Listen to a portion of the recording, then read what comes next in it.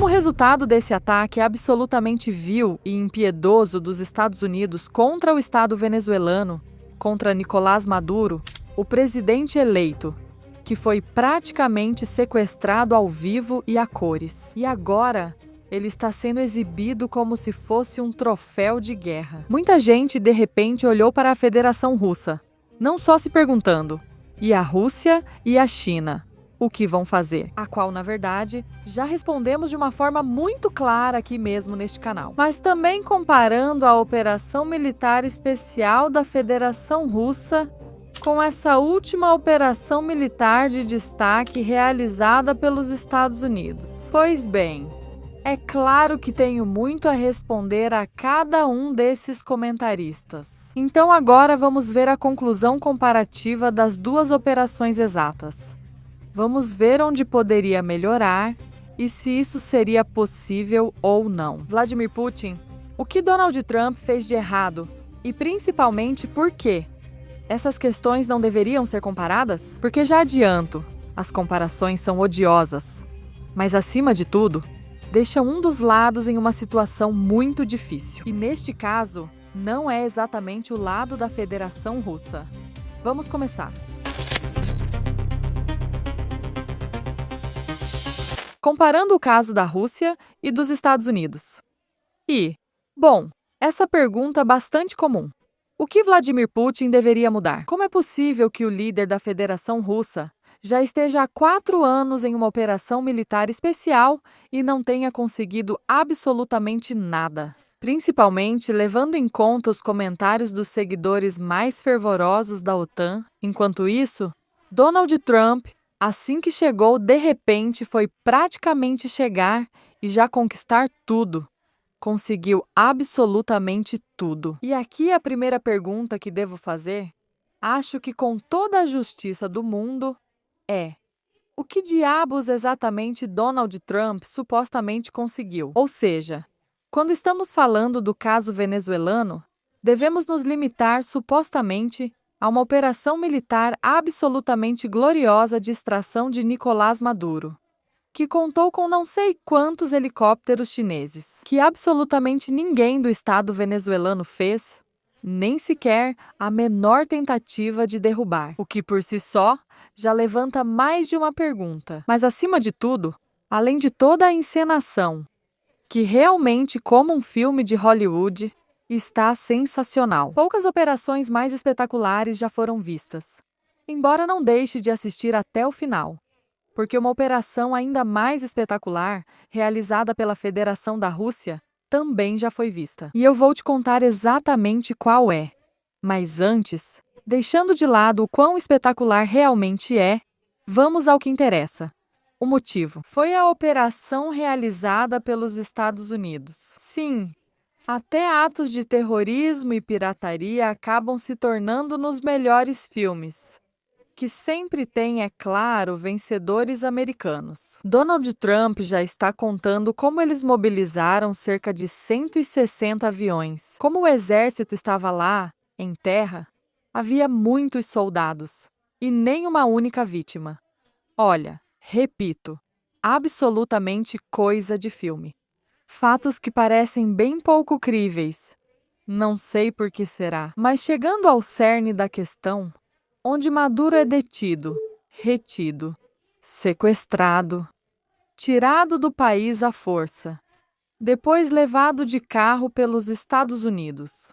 Que diabos exatamente eles conseguiram? Além disso, porque supostamente um dos objetivos era, dizem, apoiar a questão da democracia.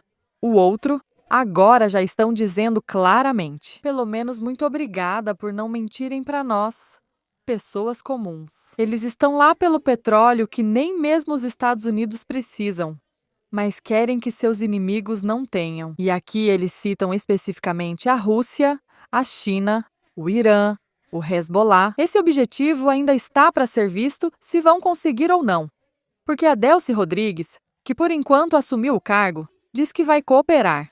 Mas teremos que ver até que ponto, porque ainda lembro vocês, quem tem que falar é o Congresso dos Estados Unidos, o Congresso e o Senado. Também que agora ele se sente absolutamente traído.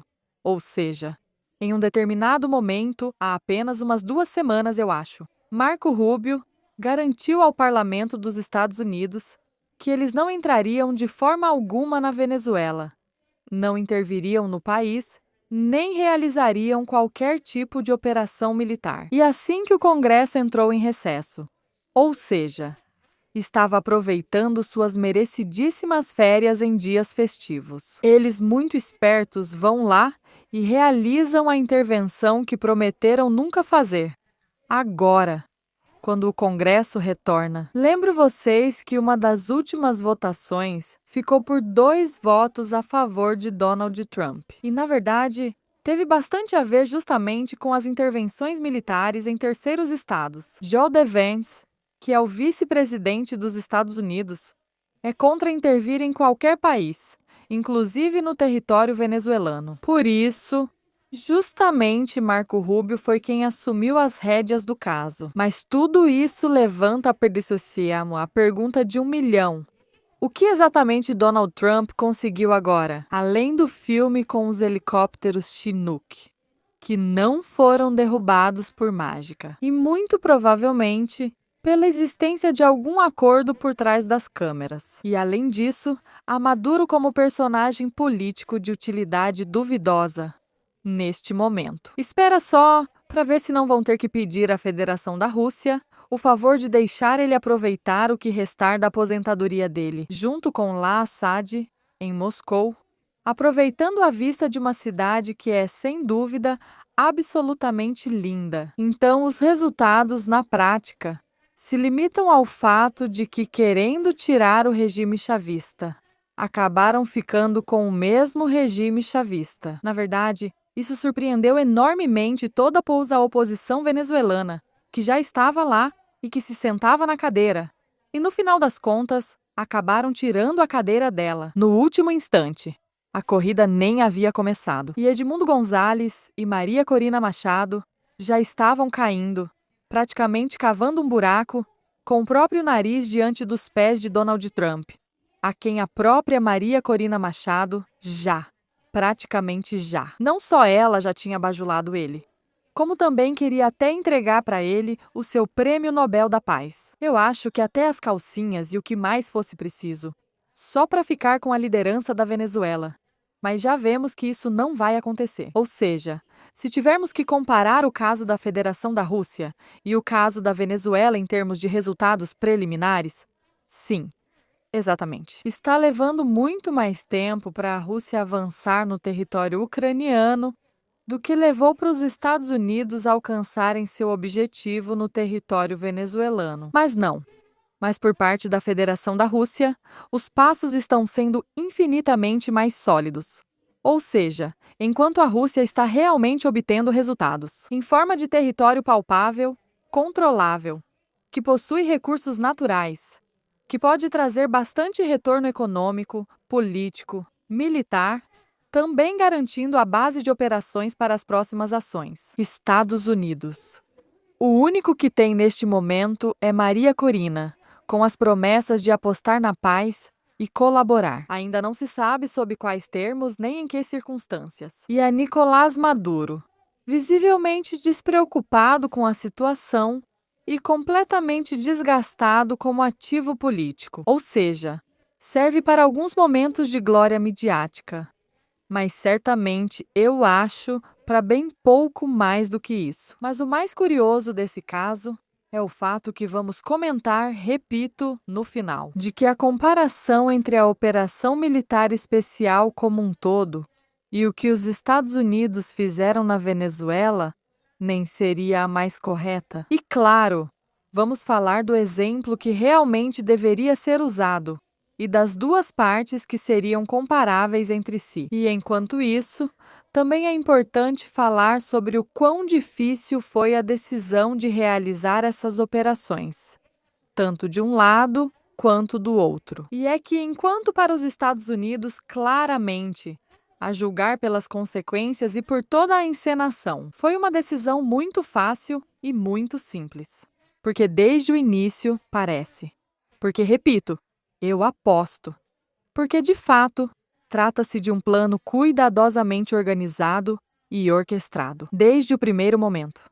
Eles sabiam e tinham praticamente 100% de certeza de que essa intervenção teria sucesso. E além disso, se desse errado, bem, no mínimo, eles ficariam com algumas manchetes ruins, mas nada além disso. Enquanto para Vladimir Putin, claramente, essa foi a decisão mais complexa e mais difícil da sua vida. Não à toa, desde 2014, ele ficou ali observando se a Ucrânia acabaria cumprindo os acordos de Minsk, se no final as coisas se resolveriam e a Rússia não teria que intervir. E em 2022, muitos anos depois, quando já ficou claro que era absolutamente inevitável e que era preciso intervir de qualquer jeito, Vladimir Putin teve que enfrentar a decisão extremamente difícil de mobilizar a própria população, de encarar o seu próprio povo, porque mesmo que não se enfrente em nenhum momento os civis, e sim venha para protegê-los,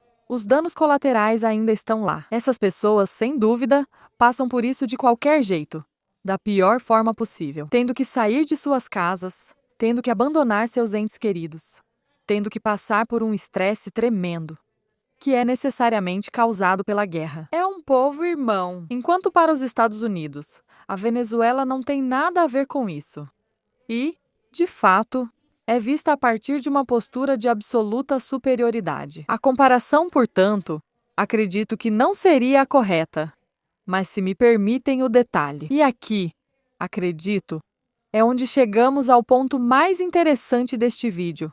Essa reflexão em forma de vídeo. Se fosse necessário comparar uma operação russa e uma operação americana em termos desta última, supostamente, glória, vou dizer midiática, bem mais do que militar, por parte dos Estados Unidos. Na Venezuela, é preciso pegar não o caso da operação militar especial completa, mas sim o caso da Crimeia. Essa foi a Blitzkrieg da Federação Russa, onde houve no total a quantidade absolutamente incrível de uma única vítima. Desconheço em que circunstâncias isso aconteceu, mas foi apenas uma vítima fatal de ambos os lados, ou seja, nenhum disparo, nem por parte da Federação Russa, nem por parte da Ucrânia. Na grande maioria de toda a península da Crimeia, enquanto a operação estava sendo realizada, houve algumas reações que, de fato, como vemos por essa única vítima,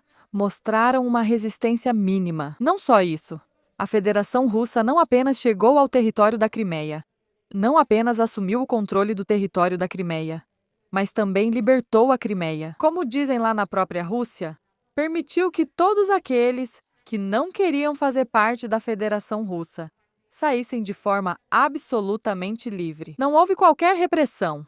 As pessoas foram embora, sim, infelizmente, de suas casas. Mas muitos tinham familiares no restante da Ucrânia e acabaram se reunindo com eles. A Rússia, além disso, ofereceu aos militares ucranianos a possibilidade de fazerem parte do exército da Federação, e a grande maioria deles aceitou.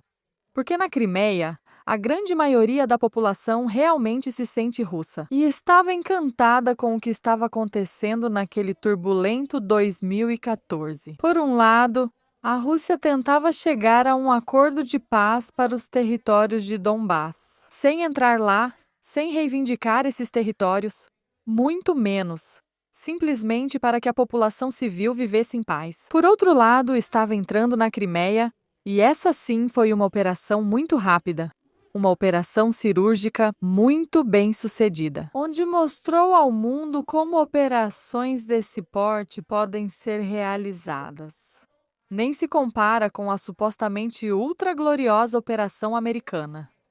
Porque eles, o que conseguiram com Maduro? E esses resultados que ainda estão por vir, quais vão acabar sendo? Enquanto isso, a Rússia tem território, tem uma população civil muito leal. Além disso, tem uma grande parte do exército ucraniano que estava na região e que agora engrossa as fileiras do exército da Federação da Rússia. Maxim soube resistir a tudo isso a longo prazo, a todas as sanções. E agora, praticamente o mundo inteiro, incluindo o Ocidente coletivo, dá como certo que a Crimeia é território da Federação da Rússia, embora ainda não queira reconhecer isso oficialmente.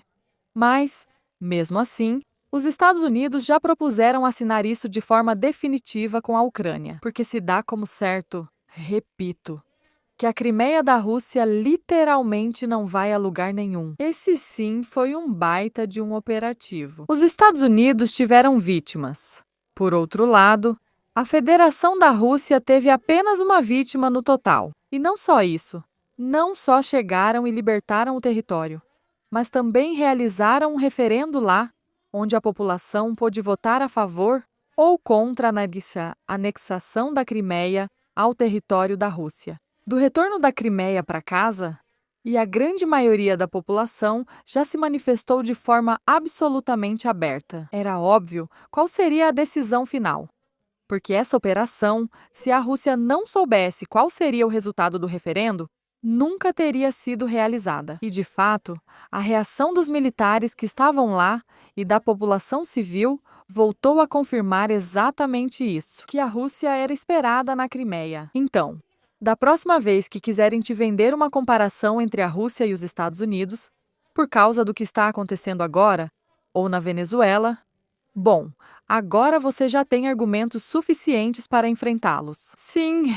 em alguns casos, pode parecer que a Rússia está perdendo muito para os Estados Unidos no território ucraniano, tendo que enfrentar toda a OTAN e não como os Estados Unidos. Há um governo venezuelano previamente, muito provavelmente generosamente financiado, com grandes quantidades de dinheiro. Digo, bom, não tenho provas, mas também não tenho dúvidas. Enquanto isso, a Federação da Rússia, repito, tendo que enfrentar toda a OTAN, continua avançando no campo de batalha. Mas, na verdade, a comparação mais correta não seria essa, e sim a da Península da Crimeia, que é assim. Foi uma operação de destaque que os Estados Unidos gostariam de poder realizar, por exemplo, em uma hipotética Groenlândia.